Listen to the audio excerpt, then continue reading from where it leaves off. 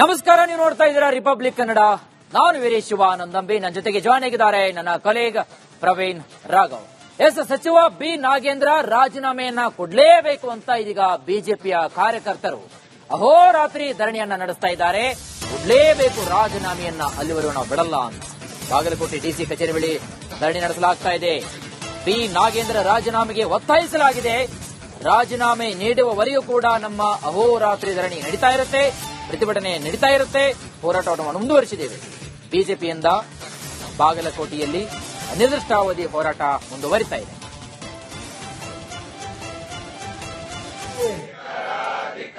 ಭ್ರಷ್ಟ ಕಾಂಗ್ರೆಸ್ ನಾಯಕರಿಗೆ, ಲಂಚ ಮೂಲಕ ಕಾಂಗ್ರೆಸ್ ನಾಯಕರಿಗೆ,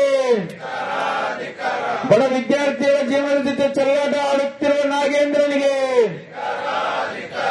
ಭಾರತ್ ಮಾತಕ್ಕೆ, ಭಾರತೀಯ ಜನತಾ ಪಕ್ಷಕ್ಕೆ, ಭಾರತೀಯ ಜನತಾ ಪಕ್ಷ ಈ ಪ್ರತಿಭಟನೆ ನಾವೇನು ಇಲ್ಲಿಗೆ ಬಿಡ್ತೀವಿ ಅಂತ ಅವ್ರು ತಿಳ್ಕೊಂಡಾರ. ಆದ್ರೆ ನಾಗೇಂದ್ರ ಅವರ ರಾಜೀನಾಮೆ ಆಗುವವರೆಗೂ ಕೂಡ ಈ ಪ್ರತಿಭಟನೆ ಎಲ್ಲಿ ತೆಗೆಯಂಗಿಲ್ಲ.